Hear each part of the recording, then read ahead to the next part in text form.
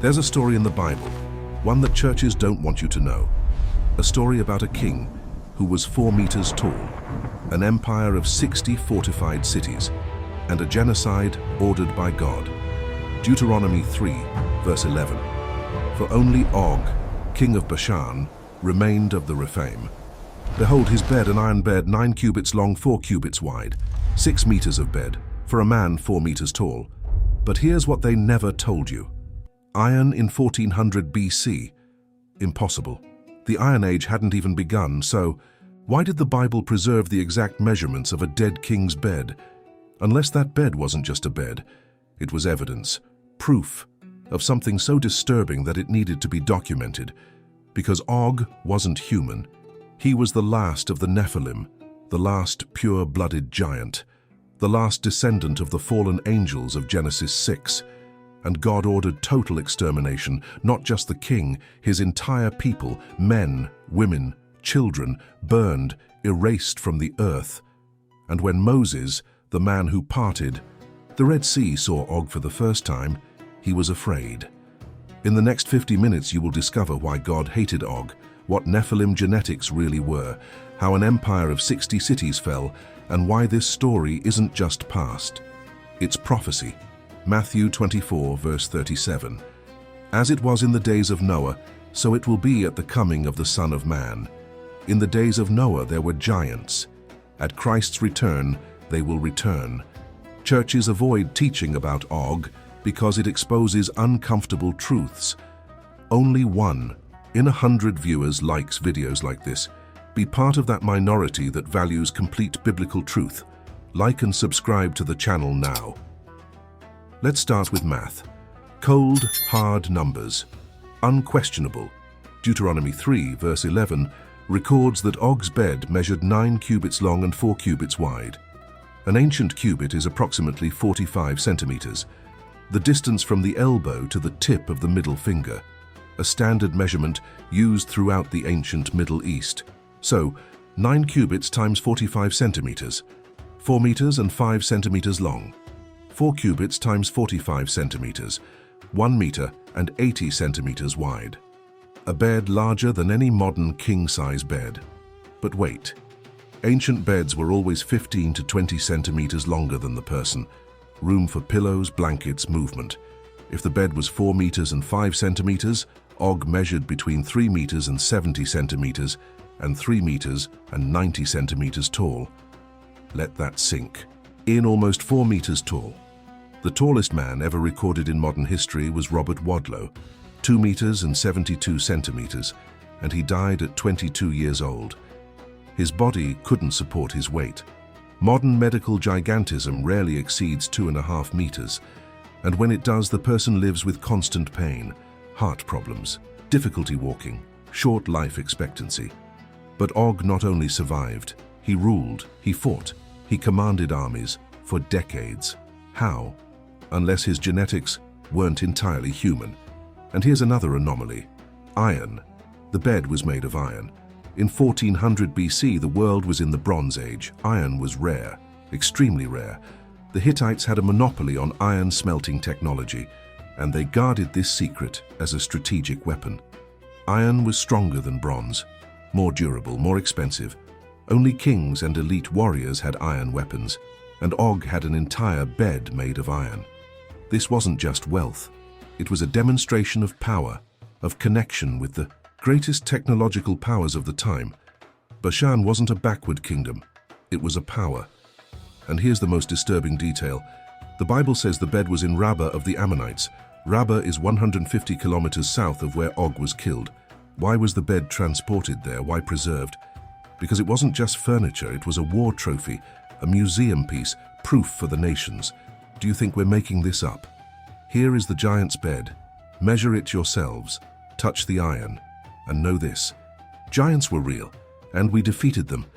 But if the bed survived, what happened to the body? The Bible doesn't say where Og was buried.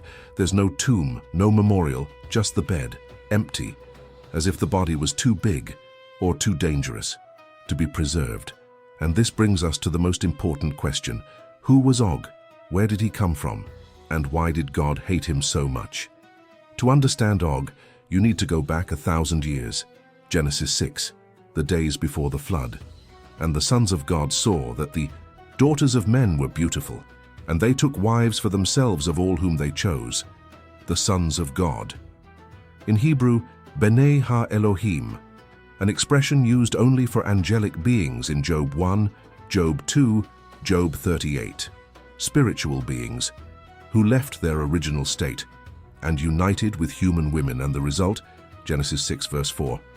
There were giants on the earth in those days, and also afterward, when the sons of God came into the daughters of men, and they bore children to them. These were the mighty men who were of old, men of renown, Nephilim. In Hebrew, Nephilim, from Naphal, to fall, the fallen ones, hybrids, half angelic, half human. And the Bible says something disturbing. And also after. After what? After the flood. How? If Noah, his wife, his 3 sons and their 3 daughters-in-law were the only ones who survived, if the Nephilim genetics were eliminated, unless they weren't. Genesis 7, verse 1. Noah was a righteous man, blameless in his generation. The Hebrew word for blameless is tamim, which means complete, without blemish, genetically pure. Noah had pure human DNA. That's why God chose him. But what about his daughters-in-law? The Bible doesn't say. Genesis 7 verse 7 lists who entered the ark: Noah, his sons, his wife, and his sons' wives. The daughters-in-law are not named. They are not described. And here's the controversial theory. If one of the daughters-in-law carried recessive Nephilim DNA, even if she appeared human, that DNA could resurface generations later, as recessive genes do. And that's exactly what we see. Numbers 13 verse 33. The 10 spies returned from Canaan, terrified. We also saw giants there, the sons of Anak, descendants of the giants, and we were in our own sight as grasshoppers, and so we were in their sight. Giants. 400 years after the flood. Where did they come from? The Bible traces the lineage. Anak fathered 3 giant sons, Ahiman, Sheshai, and Talmai. They lived in Hebron, and they were killed by Caleb. But Anak was not alone. He was a descendant of the Rephaim, and the Rephaim spread throughout Canaan. Rephaim. In Hebrew, Rephaim, a strange word, literally meaning the dead, the shadows, the spirits. Why call living people dead? The answer lies in their nature.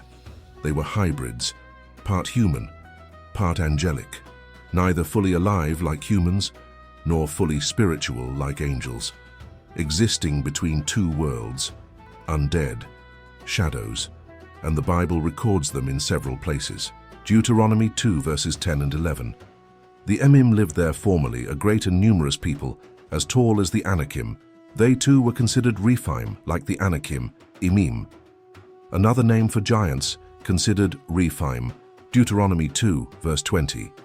It is also considered the land of the Rephaim. The Rephaim lived there formerly, and the Ammonites called them Zamzumim, Zanzumim, Emim, Anakim, Rephaim. Different names, same reality. Hybrid giants scattered throughout Canaan. And Og was the last of them, Deuteronomy 3 verse 11. For only Og, king of Bashan, remained of the Rephaim. Remained. Last survivor. All the others had been killed. By Moses, by Joshua, by Caleb, city by city, giant by giant, until only Og remained, ruling his fortified empire in Bashan, the last of the pure lineage. And here's what most don't realize. Og wasn't just physically large, he lived longer, much longer. The Bible doesn't record Og's exact age, but we know he ruled Bashan for at least 60 years, possibly 80, possibly more. And he was still strong enough to lead armies into battle at 80, 90, maybe 100 years old. While normal humans of that time barely reached 70, his biology was different. His metabolism, his bone structure, his regenerative capacity, everything. Because he wasn't entirely human. He was the last of the pure-blooded Nephilim hybrids, and God wanted to exterminate him. Completely. But why? If Og was just a king, a great man, yes, but just a man, why would God care so much? The answer lies in what Bashan truly was, and when you see the empire that Og built, you will understand why God showed no mercy. Deuteronomy 3 verses 4 and 5. And at that time, we took all their cities. There was not a city that we did not take from them. 60 cities, all the region of Argob, the kingdom of Og in Bashan. All these cities were fortified with high walls, gates, and bars, besides very many unwalled villages, 60 fortified cities. Read. That again, 60, not 5, not 10, 60 walled cities with iron gates and bolts and high walls, besides countless unwalled villages. Og didn't rule a city. He ruled an empire, an entire nation.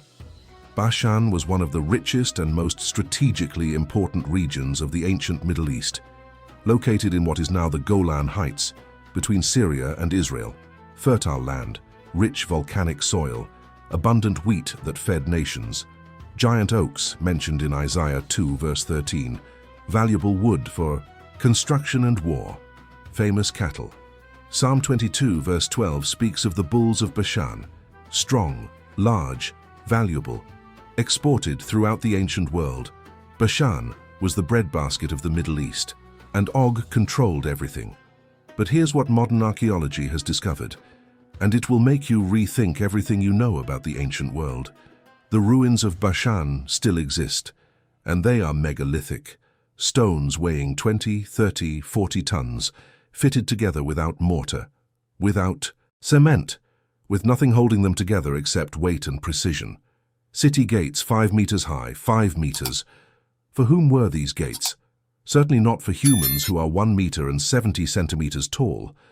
The construction techniques of Bashan are identical to those found elsewhere in the world.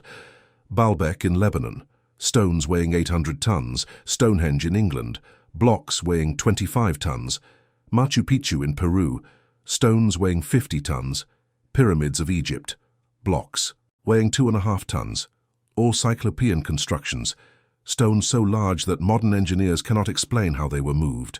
No cranes, no pulleys, no wheels, and yet there they are, fitted perfectly, with millimeter precision, as if giants had placed them there. Because giants did place them there, and here's something few realize. 60 walled cities is not normal defense, it's paranoia, or preparation. Think about it. Jerusalem had a wall, Jericho had a wall, but Bashan had 60 walled cities. Why? Who was Og defending himself against? The answer is simple. Og knew he was in danger.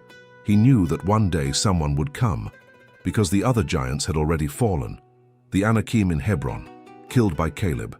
The Emim in Moab, exterminated. The Zamzumim in Ammon, destroyed. City after city, giant after giant, falling before Israel. And Og watched, and he prepared. He fortified everything. High walls, iron gates, massive bolts, garrisons in every city, arsenals of weapons. He transformed Bashan into an impenetrable fortress. 60 fortresses, each capable of withstanding a prolonged siege, each with its own army, each ready for war. Or so he thought, because when Israel came, everything fell. Deuteronomy 3, verse 3. So the Lord our God also gave us Og king of Bashan and all his people, and we struck him down, leaving him no survivor. All 60 cities, conquered. In how much time, the Bible doesn't say, but the text suggests speed, a lightning campaign. How was this possible? 60 fortified cities, armies of giants, and Israel conquers everything. But before we get to the battle, you need to understand the true power of Og. It wasn't just the walls, it was what was inside them. Bashan had 2 capitals, Ashtaroth and Edrei. Ashtaroth was the religious center, a city dedicated to the goddess Ashtaroth, the queen of heaven, goddess of fertility and war, cultic prostitution, temples where women offered themselves to worshippers, not for pleasure, but as worship. Human sacrifices, children burned alive to Moloch, demonic worship, invocation of spirits, necromancy, witchcraft, all concentrated in Ashtaroth, and Og allowed it, encouraged it. Because the more his subjects worshipped demons, the more demonic power he had. That was the true strength of Bashan. Not just physical armies, but spiritual armies. Principalities, powers, rulers of darkness, spiritual hosts of wickedness in the heavenly places. Edrei was a military fortress, built over massive underground caverns, which still exist today. Archaeologists explored these caverns and were shocked. Tunnels stretching for miles, enormous chambers that could house thousands of people, a labyrinth beneath the city where Og could hide entire armies, underground warehouses, underground water, stored food. Edrei was not just a city, it was a three-dimensional fortress, defensible from above and from below. And it was in Edrei that the final battle took place, not on the plains, not in open fields, but in a city built never to fall. And yet it fell, because God fought against Og, and when God fights, it doesn't matter how high the walls, it doesn't matter how big the giants, it doesn't matter how many demons you summoned. They fall. 38 years before the Battle of Edrei, 12 men were sent as spies to Canaan. Numbers 13 records the mission. They saw the land, and they returned divided. 10 with a report of terror, 2 with a report of faith. Numbers 13 verses 31 to 33. But the men who went up with him said, "We are not able to go up against the people, for they are stronger than we are." And they spread a bad report about the land which they had spied out to the children of Israel, saying, "The land which we have gone through to spy it out is a land that devours its inhabitants, and all the people that we saw in it are men of great stature. We even saw giants there, the sons of Anak, descendants of the giants. And we were in our own sight as grasshoppers, and so we were in their sight, locusts, insects, so insignificant that the giants didn't even consider them a threat. They merely observed them with disdain, like you observe an ant on the ground." This generational trauma marked Israel for 4 decades. An entire generation grew up hearing about the giants, the enormous men, the impenetrable cities, the terror, the fear, the impossibility. And because of this fear, God condemned them. Numbers 14, verse 29. "In this desert your corpses will fall."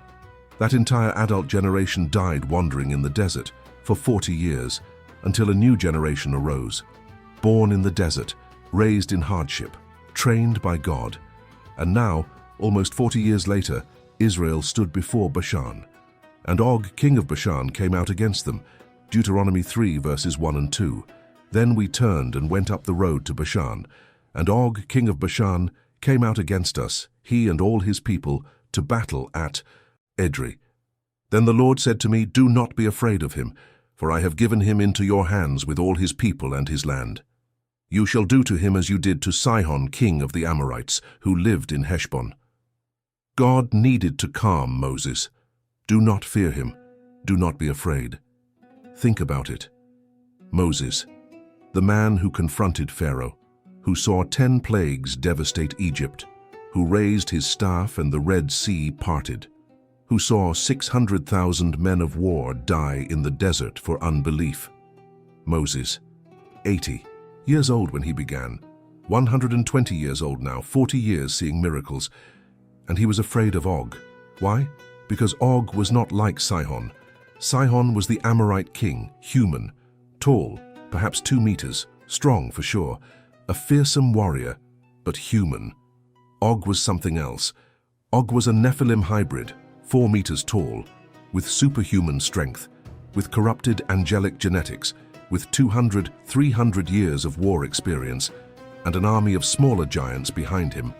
Soldiers, 2.5 meters tall, 3 meters tall, each one worth 10 normal humans. The physics of terror is simple. A man 4 meters tall weighs between 450 and 500 kilos. Proportionally. Denser bones. Larger muscles. His strength would be 3 to 4 times greater than a normal human. He could lift 400, 500 kilos. His arm reach, 2 meters and 20. He could reach a soldier 3 meters away. A spear in Og's hand would have been 4, maybe 5, meters long. The size of a small tree. And he could sweep it horizontally, taking down 10, 15, 20 men with a single blow, crushing skulls, breaking spines, decapitating. A giant like that on the battlefield was living devastation, destruction incarnate, and Israel had to face him. Imagine the scene, plains of Edrei. The army of Israel formed, perhaps 40,000 warriors, in formation, shields raised, spears pointed. And then, from the gate of Edrei, he emerges. Og, 4 meters tall, bronze armor covering his body, horned helmet, shield the size of a door, 2-meter sword at his waist, 5-meter spear in his hand, and he walks, slowly, each step making the ground tremble, literally, 500 kilograms impacting the earth, and behind him his army, hundreds of smaller giants, 2.5 meters, 3 meters, and thousands of human soldiers. Bashan had a large population, 60 cities, perhaps 100,000 inhabitants, 20,000 soldiers, and all marching behind their king. And Israel watched, and some remembered the stories of their fathers, of the spies, of the giants, and fear began to rise. But then Moses shouted, "Do not be afraid. The Lord our God has delivered Og into our hands." And the battle began. But Israel did not fight as Og expected. They did not engage in hand-to-hand combat, because that would be suicide. A 4-meter-tall giant would kill 50 men before falling. So Israel used the strategy that God taught Moses. Ranged attacks, arrows, slings, darts, thousands of them, darkening the sky, falling like deadly rain. Og's human soldiers fell first, without heavy armor, vulnerable, arrows piercing throats, chests, eyes, hundreds falling in the first few minutes. And the giants more difficult, bronze armor, thicker skin but not invulnerable, arrows found joints, armpits, necks, faces, and slowly giants began to fall. 1, then another, then 5, then 10, and Israel advanced, keeping their distance, firing, retreating, war of attrition. And Og watched his army being decimated, and he roared, a sound that froze the blood, a cry that echoed for miles.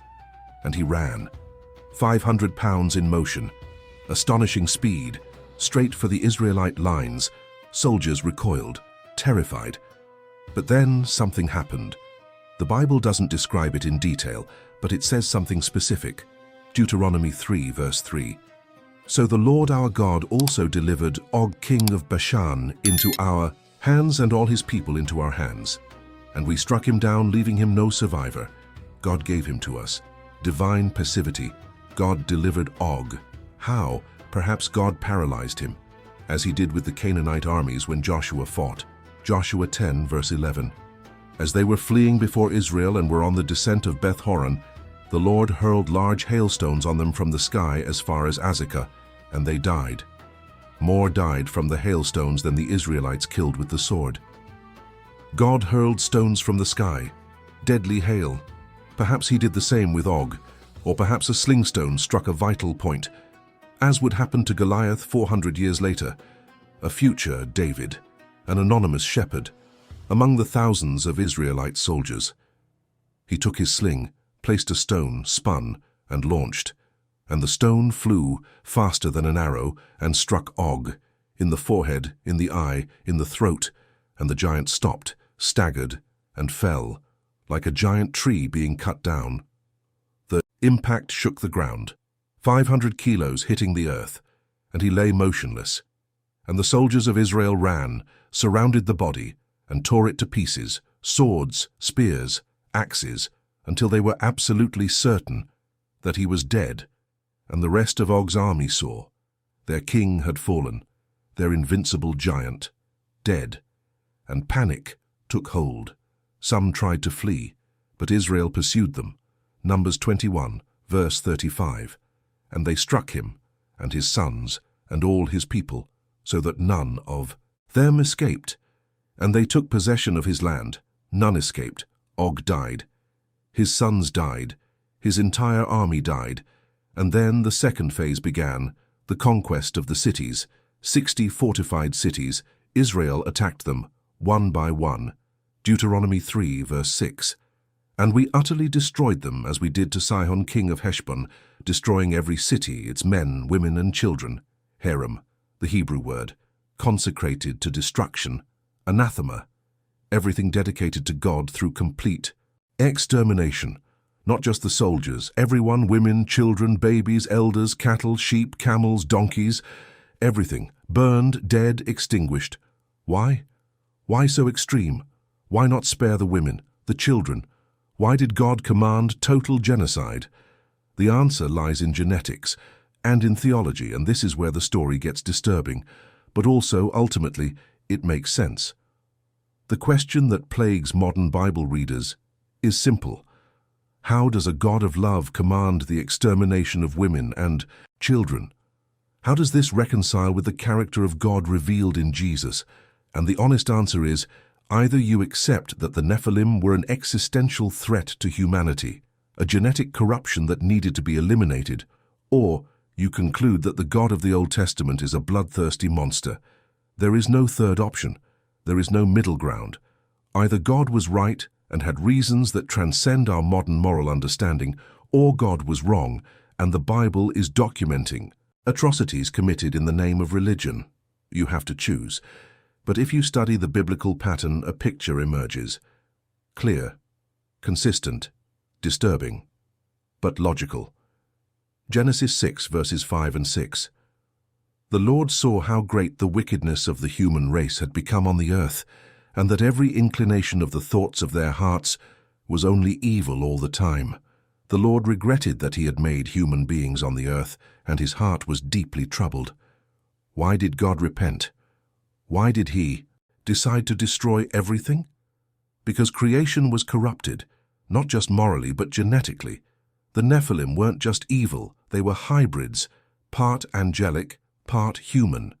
And they were multiplying, marrying human women, generating more hybrids. And the pure lineage of Adam was being diluted, corrupted, polluted. If God didn't intervene, in a few generations, there would be no more pure humans. There would be no lineage through which the Messiah could come. The plan of redemption would be impossible because the Messiah needed to be fully human, the Son of Man, a descendant of Adam. If all humanity were hybrid, there would be no qualified candidate.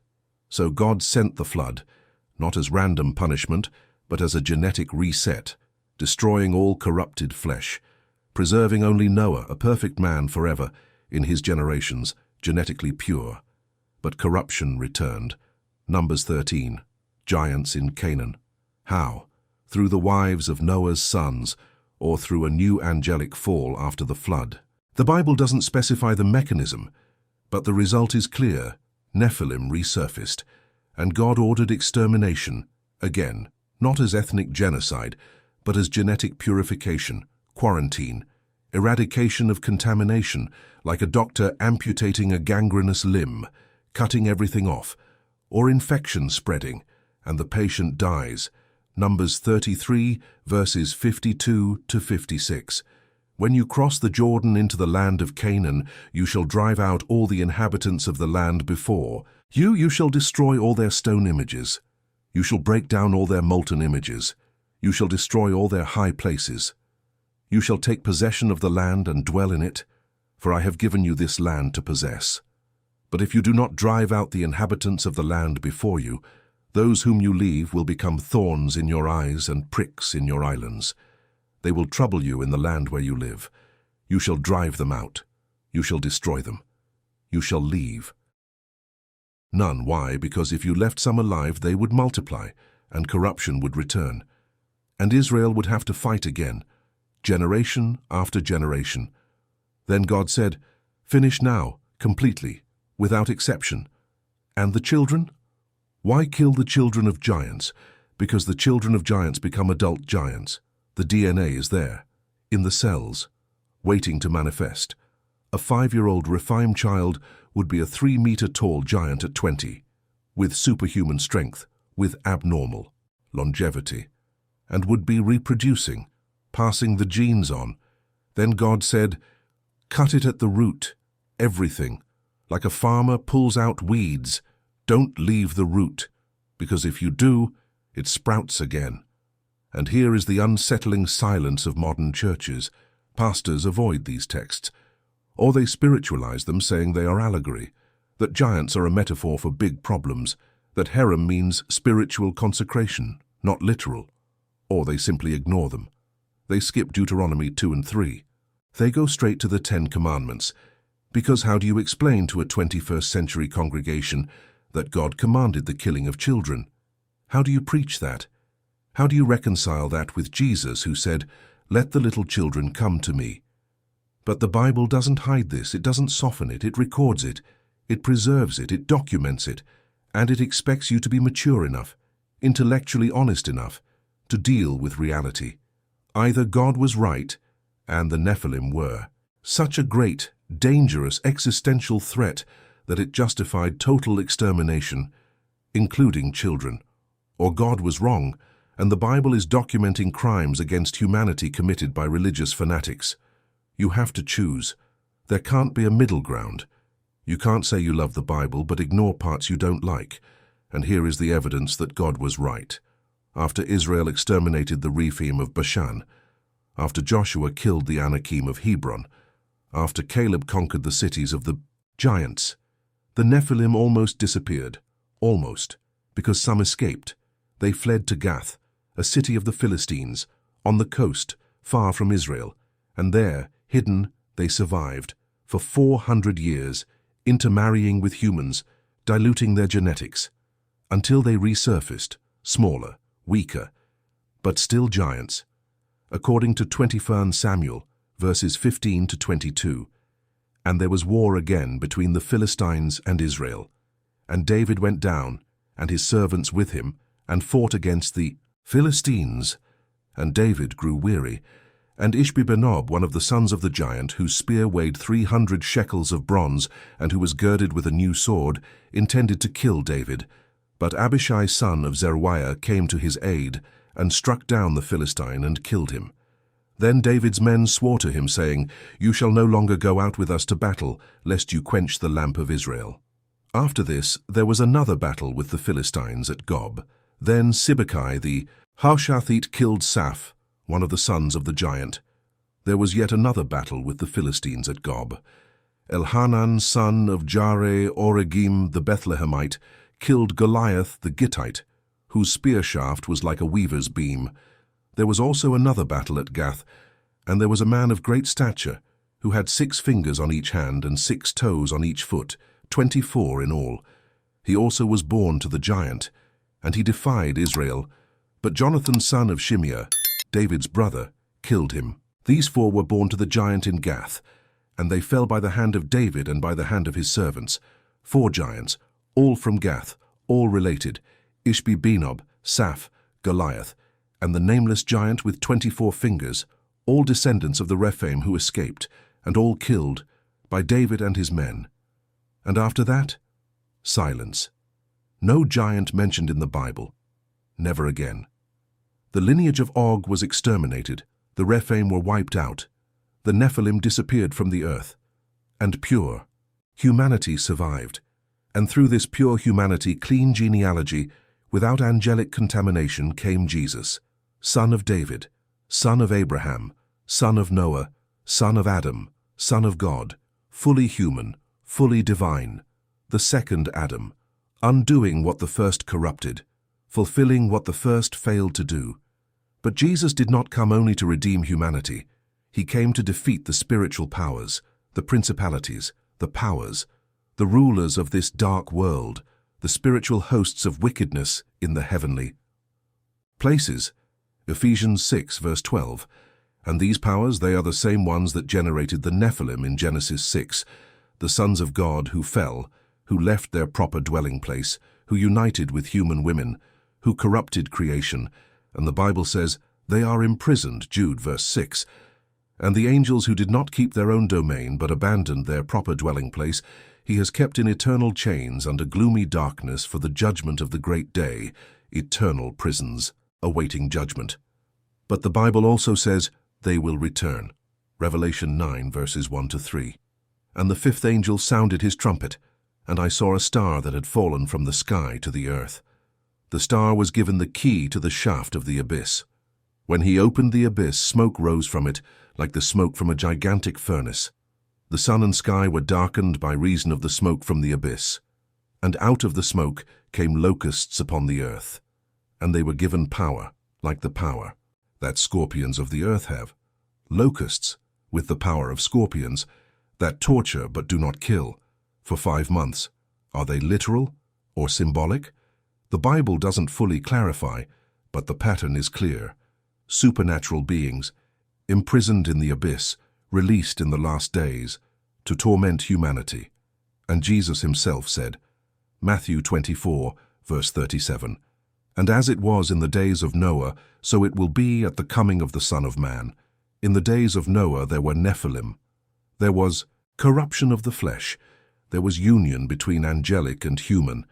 At the return of Christ, the same pattern will repeat itself, in some way, to some degree." And Og was the last of the pure lineage before Israel entered Canaan, the last Rephaim of complete blood. He represents the pattern. Giants come. They defy God. They seem invincible. They build empires. They fortify cities. They gather armies. And God destroys them through weak servants. Moses, an old man of 120 years, already past his time. David, a shepherd boy with a sling, an unlikely hero. And one day, Jesus, King of Kings, Lord of Lords, will return and will crush the head of the last giant, the Antichrist, the beast, the man of iniquity, the son of perdition, who will rise up, will seem invincible, will conquer the world, will unite nations, will control the economy, will deceive multitudes, and will be destroyed by the word of Christ's mouth. Revelation 19, verse 21. And the rest were killed with the sword that came out of the mouth of him who sat on the horse. One word, and he falls, just like Og, just like Goliath. The pattern repeats itself throughout history, and Og's iron bed, it is still recorded. Deuteronomy 3, verse 11, forever preserved in the scriptures, so that when giants return, and they will return, you remember. God has already defeated them before through unlikely servants, and he will defeat them again through Jesus, the ultimate giant slayer, who not only defeats physical giants, but also Satan himself, the prince of the power of the air, the god of this age, and all his fallen angelic hosts. The Bible doesn't hide Og. Churches hide Og. You were taught not to search, not to question, not to read Deuteronomy 3 carefully. Pastors skip those chapters. It's not relevant to salvation. It doesn't edify. But God preserved every detail. The exact measurements of the bed, 9 cubits by 4 cubits, the material, iron, the location, Rabbah of the Ammonites, the lineage last of the Rephaim, the number of cities, 60. Why so much detail? Because Og is not just ancient history, it is a prophetic warning. Giants are real. They were physically real, they are spiritually real, and they will return in the last days, somehow. And when they return, when you see impossible powers, unexplainable technologies, beings that defy natural laws, remember Og, 4 meters tall, 60 cities, an invincible empire, and he fell, because God is greater. And God does not change. The same God who defeated Og will defeat the Antichrist. The same God who saved Israel will save his church. The same God who fulfilled past prophecies will fulfill future prophecies. And the 4-meter-tall giant king? He died. His empire fell. His cities were burned. His lineage was exterminated. His bed remains as a testament. But the King of Kings? He lives forever. And that is the true end of the story. Og died. Christ lives. Og was defeated. Christ won. Og was forgotten by the world, but Christ is worshipped by billions. The story of Og ends in Deuteronomy 3. The story of Christ never ends. Revelation 1, verse 18. I am the living one. I was dead, and behold, I am alive forevermore. And I hold the keys of death and Hades. This is the king worth following. Not the 4-meter-tall giant, but the eternal God, who became man, died, resurrected, and will return to reign forever. The story of Og ends in Deuteronomy 3. The story of Christ never ends. Revelation 1 verse 18. I am the living one. I was dead, and behold, I am alive forevermore, and I hold the keys of death and Hades.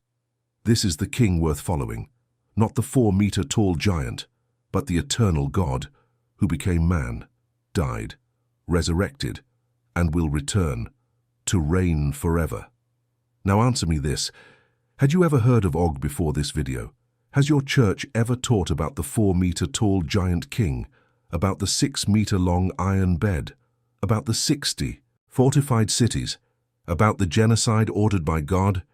Most have never heard of it, because pastors avoid Deuteronomy 3. It's too uncomfortable. It raises too many difficult questions, so they simply skip it, and you grow up thinking you know the Bible, but you only know the sanitized version, the safe version, the version that doesn't disturb anyone. Leave your answer in the comments now. First question: did you already know the story of Og before this documentary? Second question: which part shocked you the most? The iron bed, the 4-meter height, the extermination of children, the connection with the Nephilim? Third question: do you think giants will return before the return of Christ? Comment. I want to know your honest opinion, and I want you to discuss it with other viewers in the comments. Because this dialogue is important, this conversation needs to happen. The church avoids it, but you don't need to avoid it. If this video has opened your eyes to biblical truths you've never seen before, do 2 simple things now. First, leave a like. Only 1 in 100 viewers clicks the like button on long videos like this, but that like is crucial. It tells the YouTube algorithm that this content is worthwhile, that people are watching until the end, and that more people need to see it. Without likes, YouTube buries the video, and those truths remain hidden again. So your like isn't just support, it's spiritual warfare. It's you saying, this story needs to be told. Second, subscribe to the Ark Bible Films channel and turn on notifications. Why? Because we are reconstructing the entire Bible with photorealistic artificial intelligence. We're not making children's cartoons, we're not making watered-down versions. We're showing the Bible exactly as it happened, with all the violence, all the glory, all the supernatural, all the disturbing, and all the redemptive, uncensored, without fear of disturbing, because biblical truth deserves to be told completely. And since you've watched 50 minutes about Og, the last giant of Bashan, you need to know where he came from. You need to know his ancestors. The original Nephilim, Genesis 6, when fallen angels descended to earth, they mated with human women, and they begot hybrids 6, 7, maybe 8 feet tall. Giants so big, so powerful, so evil that God had to flood the entire world to exterminate them. Noah's flood wasn't about rain, it was about the global genocide of a corrupted race. And in the next video, you'll find out who these giants were, how they came about, what they did that angered God so much, and why some survived the flood and became Og. The journey doesn't end here. In fact, it's only just beginning. Click on the next video that will appear on your screen now, or look in the description below. The Nephilim, the story the church is most afraid to tell. See you there. Ark Bible Films, biblical truth unfiltered.